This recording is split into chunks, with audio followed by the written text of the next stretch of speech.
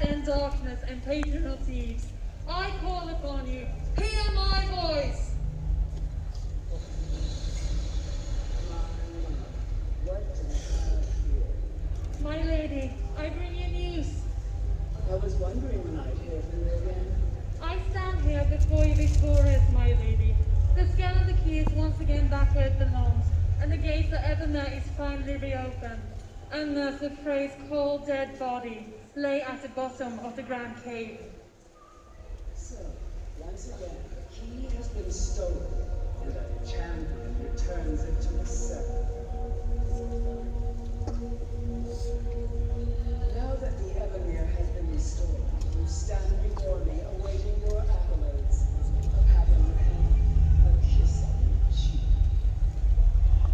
What you fail to realize is your actions were expected and represent nothing more than the fulfillment of your will. My lady, if I've done anything to displease you, I beg of your forgiveness.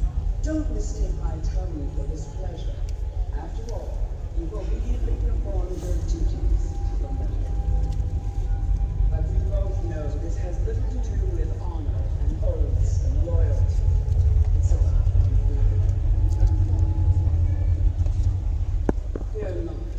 You'll have your traitors, your desire for power, your hunger for love. I desire no gifts, my lady. All I wish is to serve you, to bind myself to you and offer my services to you, both in this world and beyond in the Everglow. What could you possibly offer me now?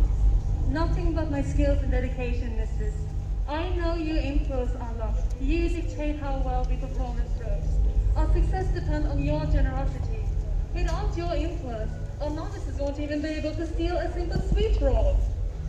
All I wish is to serve you and to restore the Thieves Guild back to what it once was, and make sure that the gates of Evermere never closes again.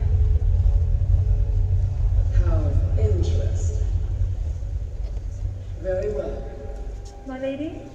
This is where the agents have not told us. You mean? The oath has been struck, the die has been cast, and your fate awaits you in the Everglow.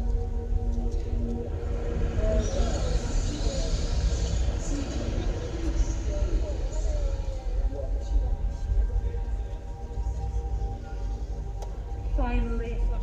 People of Tamriel, hold on to your precious belongings, because we are coming for them. Shadow hide you.